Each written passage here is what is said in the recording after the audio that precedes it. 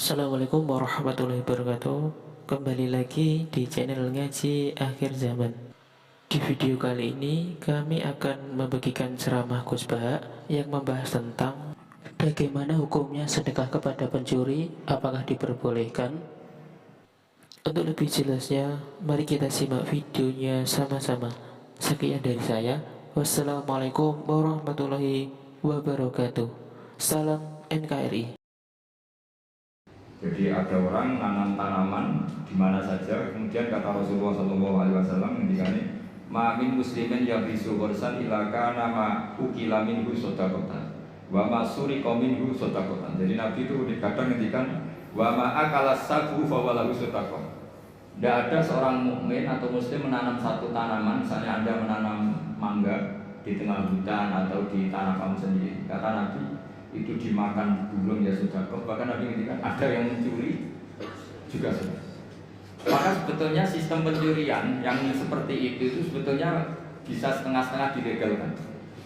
Tapi jangan mengajari mencuri. Tapi lagi-lagi jangan mengajari kikir juga. Karena sampai dikatakan mencuri itu juga karena yang punya ada. Makanya uniknya Nabi ngendikan wa ma surika minhu ya sodako, yang dicuri pun nanti berstatus sodako. Tapi ya jangan mobil. Ya yang ringan-ringan. Itu kalau di kampung saya, umumnya kampung kan, masih di kampung. Di kampung itu ada adat unik. Kalau ada orang punya semangka banyak, kemudian ada tukang penggembala ngambil satu. Itu kalau ditaboki atau disalahkan, itu orang menyalahkan yang punya semangka. Wong kok medite ngono-ngono kok geger. Ada konsensus, ada apa? Jadi agama itu yang ngaramkan nyuri, tapi juga ngaramkan medit. Itu jadi perlu dicatat ya. Coba sama lihat di kampung-kampung, ada orang punya 1 hektar atau 1 ladang, terus punya mangga banyak. Ada yang nyuri 1 digebukin, orang nyalakan siapa? Nyalakan yang gebukin atau nyalakan yang nyuri? Nyalakan yang gebukin. Lah yang nyuri akan karwan salah, jadi nggak perlu disalahin gitu. Tapi yang jelas Nabi ngendikan kalau ada orang punya tanaman kemudian dimakan hewan atau dicuri, bahasanya Nabi masih suriko, maka itu menjadi sedekahnya dia. Nah kemudian di fikih itu ada bab yang agak sensitif, namanya ulima ridho. Ulima ridho itu nggak pamit, tapi kira-kira yang punya pasti boleh, itu boleh. Wah kalau enggak semua dosen, semua kiai, semua santri pernah nyuri kalau itu. Karena gini, misalnya saya akrab, ya saya misalnya akrab sama seseorang, pas di kamar mandi misalnya. Terus saya pakai HP-nya karena penting tak pakai handphone. Itu nyuri apa pinjam? Enggak jawab sih. Nyuri apa pinjam? Nyuri enggak pamit. Tapi kalau dikatakan nyuri, nemen wong akrab itu kok gitu aja kok. Parah lagi kalau kamu warung, itu di fakir itu mesti nyuri semua. Coba kamu ke warung, terus ada gedang goreng di situ kamu makan. Coba itu apa? Nyuri apa enggak? Dikatakan nyuri itu di depan umum. Dikatakan beli wong belum kamu bayar. Dikatakan tamu wong itu warung kok tamu. Jadi di fakir itu didiskusikan seperti itu. Nah, kalau dikatakan ya coba itu status kamu makan itu apa coba? Ketika Anda makan statusnya apa? Nyuri kan, kalau kebetulan bakulnya pas ke dalam. Loh nyatanya ada yang nyuri juga, habis 3 bilang 2. Coba seperti itu. Nah di fikih itu sampai jadi debat ya. Jadi perdebatan seru ya. Namanya bek mu'atok. Fikih itu bakas bek apa? Mu'atok. Bek mu'atok itu tidak ada ijab qabul, tapi secara adat seperti itu. Ya saya ulang lagi, gak ada ijab qabul tapi secara adat seperti itu. Akhirnya kita ngambil gedang goreng sampai 5. Nanti kelihatan nggak benernya begini, kita punya asumsi, punya estimasi harganya per 1 itu 1.000. Ternyata sama bakulnya bilang 5 berarti misalnya 10.000 apa? Kita akan estimasinya 1.000, ternyata diregani 2.000. Kita akan kaget. Jadi lalu pertanyaannya, fikih itu menjawab, lalu yang kita ikuti dengan jadi hakim itu kata baik penjual apa pembeli? Kita harus sepakat pembeli karena dia yang punya. Dan kamu tidak dimasukkan jual beli tapi ifsad. merusak harta orang lain tidak pamit, maka kamu diberi sanksi, harganya mahal. Jadi sebenarnya kalau di fikih kan penjualnya bilang harganya 100.000, itu di hakim harus menang yang penjual, karena kamu merusak harta orang lain tanpa pamit. Jadi akadnya bukan jual beli tapi merusak hak orang lain. Maka itu kalau di persidangan dimenangkan penjual karena pemilik. Ya terserah saya, yang punya saya. Mau apa kamu? Kamu aja selonang-selonong apa? Makan yang nyuruh. Makanya saya pernah kenal sama Kiai Jawa Timur, itu orangnya khusyuk. Itu kalau marung itu sampai batalnya mantel. Teman saya mondok, Bu, niki gedang goreng regine pinten? 1.000 dek, niki dibayari 1.000, baru dimakan. Masih di tempat itu dia kepengen lagi, akad lagi. Bu, niki pinten? Ini tela goreng, harganya pinten 1.500, dibayar lagi. Saking ininya akadnya itu jelas. Lama-lama anak itu tiap marung, dia cuma marung rene ngelok wong. Jadi kadang orang bener itu yang repot no. Orang bener itu kadang yang repot, tapi itu memang bener betul. Nah, makanya di fikih itu ada bab namanya bab polimar itu. Di kampung itu kalau ada orang punya semangka 1 hektar atau punya pohon mangga, kok orang ngambil 1 pamit itu mesti dimarahin kalau orangnya dermawan. Cung ngono kok kena butuh yang berjubuk. Makanya saya katakan nyolong ya haram, tapi medit juga. Ya itu aja, Gus, nggak usah berarti Gus Pak ngalalkan nyolong ya enggak?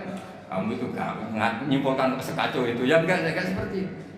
Tapi ini saya hanya maknani hadis. Kenapa Nabi ngendikan wa masuri qaumin husatan, yang dicuri pun berstatus sedekah, karena bahasa nyuri itu bahasa yang sudah ngekot. Dikatakan nyuri karena nyatanya tidak pamit. Dikatakan sedekah nyatanya yang punya ikhlas. Ini kan dua bahasa paradok. Wong nyuri kok distatuskan sedekah. Dari definisi nyuri ya memang nyuri enggak pamit. Tapi dari nyatanya halal karena yang punya ridho namanya sedekah. Kamu milih mana? Bahasa nyuri atau sedekah?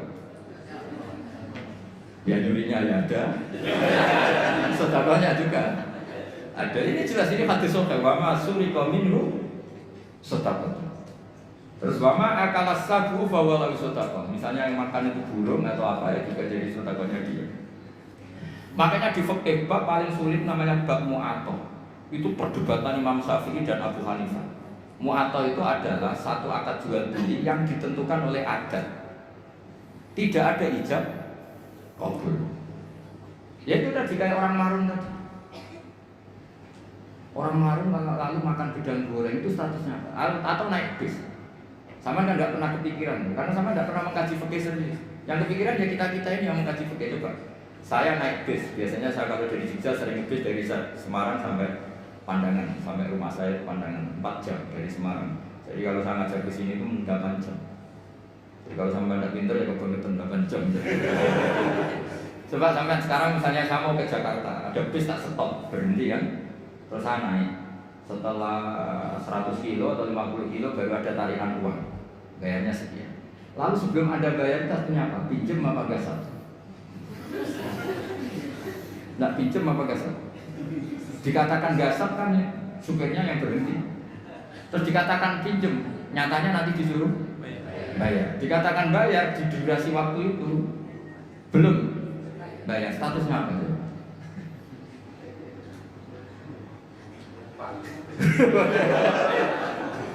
Lah kalau numpang begini, pas 50 kilo sebelum ditarik kondektor kamu turun. Jadi fikih itu punya sekian PR. Makanya di fikih itu mau tidak mau harus ada bab babun.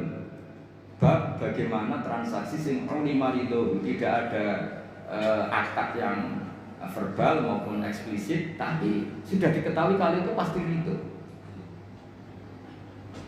Ya kayak tadi, namanya bagol, ada orang makan gedang goreng itu ya seneng karena dianggap aset, dianggap kepayan.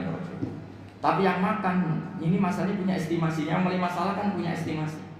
Kemudian nak sanggup pas 2.000 gitu, ternyata di luar juga ada harganya 5.000. Makanya kalau kita sebagai kiai, saya sering punya santri yang pedagang gitu, mesti pesan saya, tolong tarik harga itu dikasih. Makanya kayak warung Padang, beberapa warung yang sudah gitu pasti didian dia itu disuruh apa nulis apa Tarik apa?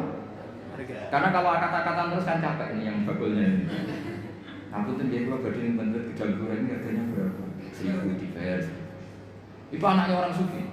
Saking sufinya bapaknya itu dulu era Faisal itu gak pernah diwasa. Karena bapaknya itu orang sufi. Nanti kalau Faisal itu uangnya ketukar sama uangnya orang lain, itu yang dikasihkan tidak uang saya tapi uangnya orang lain. Jadi kalau mengirim anak itu masih ada orang sufi itu. Kalau dulu kayaknya nggak pernah ada. Sudah modern sekali. Sampai segitu karena takut uangnya itu. Yang kamu terima itu tidak uangnya bapak, tapi uang orang lain. Coba seperti itu sah nggak? Misalnya wesel online, yang dikasihkan itu uang kamu apa uang orang lain? Boleh nggak? Itu kalau menurut teori profesional kan nggak boleh. Mau miliknya orang lain kok di. Yang menjadikan boleh karena apa? Ulima ridho, orang lain itu juga ridho karena tergantikan. Kalau kamu ngajukan kredit ke bank, uang yang dikasihkan kamu itu uangnya bank itu uang orang banyak. Pamit gak? Wah ini bisa panjang kalau secara fikih. Makanya fikih itu ada bab nanya bab ulima ridho, ada transaksi yang tidak eksplisit juga agak verbal, tidak ada ijab kabul, tapi ulima ridho. Kira-kira orangnya itu. Jika di kampung-kampung menurut saya adat itu bijak sekali. Kalau ada orang penggembalaan, tapi kalau dosen ya jangan, kalau kiai ya jangan. Itu kalau ngelak ya ngambil degan milik orang yang banyak.